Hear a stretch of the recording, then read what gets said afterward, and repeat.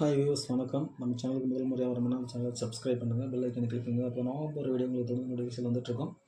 வாங்க பதிவுக்குள்ளே போகலாம். இந்த ஒரு விஷயத்தை மட்டும் செஞ்சு பாருங்கள், உங்கள் வீட்டுக்கு திருஷ்டி வரவே வராது. தொடர்ந்து பண்ணிட்டு வாங்க. வாங்க பதிவுக்குள்ளே போகலாம். குடியிருக்கும் வீடுகளில் திருஷ்டி வராமல் இருப்பதற்கு நிறைய வழிமுறைகள் இருக்கணும். நம் நாட்டில் பெரும்பாலும் எல்லோராலும் கடைப்பிடிக்கப்பட்டு நடைமுறையில் உள்ள பழக்கங்கள் என்னென்னு பார்ப்போமா? நான் குடியிருக்கும் வீட்டின் முன்பக்கத்தில் 2 பக்கம் உள்ள மாடங்கள்லாம் தீபம் ஏற்றி வைத்தால் காலத்தில் முன்னிட்டு மாடங்கள் கட்டி வச்சுருக்காங்க. ஏற்றி வச்சா திருஷ்டி வராதுன்னு சொல்லி வைப்பாங்க. அதாவது மாடம் இல்லாத வீட்டு முகப்பெல்லாம் இரு பக்கங்கள்லாம் தீபத்தை ஏற்றுவாங்க. வாசப்படியில் கீழே 2 பக்கம் ஏற்றுவாங்க. அதே போல் எலுமிச்சம்பழத்தை 2ஆக வெட்டி வச்சு குங்குமம் தடவி வாசல் முன்னாடி வைப்பாங்க. இது 3வது மெத்தடு. 4 வந்து குதிரை லாடம் அல்லது கருப்பு நிற கயிறு அல்லது வெள்ளை இருக்கு வேர் போன்றவரை கட்டி நிலவாசல் முன்னாடி தொங்க விடுவாங்க. 5 வந்து காய்ந்த மிளகாய், எலுமிச்சம்பழம், கறித்துண்டு 3ஐயும் கட்டி தொங்க விடுவாங்க. மேற்கொண்ட முறைகளாகவும் திருஷ்டி தோஷம் படாமல் தடுக்கும் தன்மை கொண்டவைகளாகும். பார்க்கலாம். வீடுகளில் திருஷ்டி போக்குவதற்கு செவ்வாய்க்கிழமையில் மற்றும் முக்கிய தினங்களில் எலுமிச்சம்பழத்தை வெட்டி வைப்பாங்க. இது 4ஆக வெட்டி தாமரை கொத்தல்கள் மாதிரி வெட்டி வைப்பாங்க. அதில் குங்குமம் வைப்பாங்க. 4 துண்டு தனித்தனியாக வெட்டி வைப்பாங்க.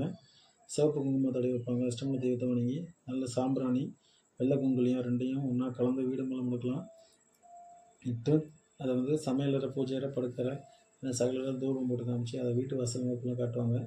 தனியாக இருந்தால் வீட்டை சுற்றி வளம் வந்து தூபிடுவாங்க. பிறகு தீபாரதனை காமிச்சு தெய்வத்தை வணங்கி வெட்டி வச்சு எலுமிச்சை வாசலில் வச்சுட்டு வீட்டில் வளம் வந்து இடமாகும். வந்து 3 முறையாக சுற்றி வந்து கைகளில் வைத்து சுற்றி வாசலில் விட்டு எலுமிச்சம்பழத்தை அப்படியே வச்சு சாரை பிழிஞ்சு விட்டுட்டு 4 திசைகளில் வீசுவாங்க. வீசின பழத்தை வந்து என்னன்னாக்கா விட்டுருவாங்க, அதை பார்க்க மாட்டாங்க.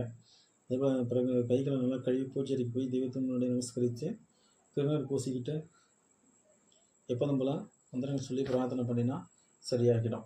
இது வந்து திருஷ்டி கழிக்கிற முறைகள். இதுக்கு திருஷ்டி எண்டாமல் இருக்கிறதுக்கான வழிமுறைகள். அதே போலனாக்கா இது வந்து வீட்டுக்கு மட்டும் கிடையாது, மனிதர்களுக்கும் செய்யலாம். அது ஆணாக இருந்தாலும் பெண்ணாக இருந்தாலும் குழந்தையாக இருந்தாலும் இல்லை ஜீவராசிகள் யாருக்கு வேணாலும் திருஷ்டி கழிக்கலாம். ஏன்னாக்கா இது வந்து பூசணியை வச்சு தலையை சுற்றி உடைப்பாங்க, தேங்காயை வச்சு உடைப்பாங்க, சூடத்தை காமிச்சு உச்சந்தியில் கொண்டு போய் போடுவாங்க. இது ஒரு முறைகள் இருக்குது, இப்படி பண்ணுவாங்க. அதே போல் கர்ப்பிணி பெண்களுக்கு திருஷ்டி கழிப்பாங்க. அது எப்படிங்கிறத சொல்கிறாங்க பார்க்கலாம். என்னாக்கா பொதுவாக ஒரு பெண் வயிற்றில் அடி வயிற்றில் கரு இருக்குனாக்கா அந்த பெண்ணை வந்து என்னன்னாக்கா வயிற்றில் உள்ள மூத்தவங்க கண்ணு கருத்துமாக பார்த்து பொற்புண்டை பார்த்து வருவாங்க. அது என்னன்னாக்கா ஒரு உயிருக்குள்ள இன்னொரு உயிருக்கு சம்பது வந்து ஆச்சரியப்படியான விஷயம், தெய்வ அம்சம் நிலைன்னு சொல்லி மற்றவங்க தீய பறவைகள் வந்து இந்த குழந்தையோட அந்த கரு மேலே கருவுக்குள்ளே இருக்கிற குழந்தை அந்த கர்ப்பத்தில் படக்கூடாதுன்னு சொல்லி அந்த கதிர்வீச்சுகள் கெட்ட எண்ணங்கள் அதில் தாக்கக்கூடாதுன்னு சொல்லி திருஷ்டி கழிப்பாங்க. கர்ப்பிணி பெண்கள் வெளியில் போகும்போது கண்டிப்பாக தலையில் ஒரு கொத்து வேப்பிலை வச்சு அனுப்புவாங்க. நெற்றியில் திருநீர் குங்குமம் இதெல்லாம் வச்சு அனுப்புவாங்க. நெத்தி வடிக்க குங்குமம் வச்சு அனுப்புவாங்க. கையில் கயிறு கட்டி அனுப்புவாங்க. அதேபோல் வளையல்கள் கை 2 கையிலும் அணிஞ்சிக்கணும். அதேபோல் தூய்மையான ஆடையை வளர்த்தணும். மேலே குறிப்பிட்டவையாகவும் திருஷ்டி அண்ட விடாமல் தடுக்கும் தடைப்பொருளாக இருக்கும் அப்படின்னு நினைக்கிறாங்க, பாவிக்கப்படுது. திருஷ்டி போக்குவதற்கு கர்ப்பிணி பெண்களுக்கு வெள்ளி செவ்வாய் நாட்களில் திருஷ்டி கழிக்கிறது மிக உகந்த நேரம்.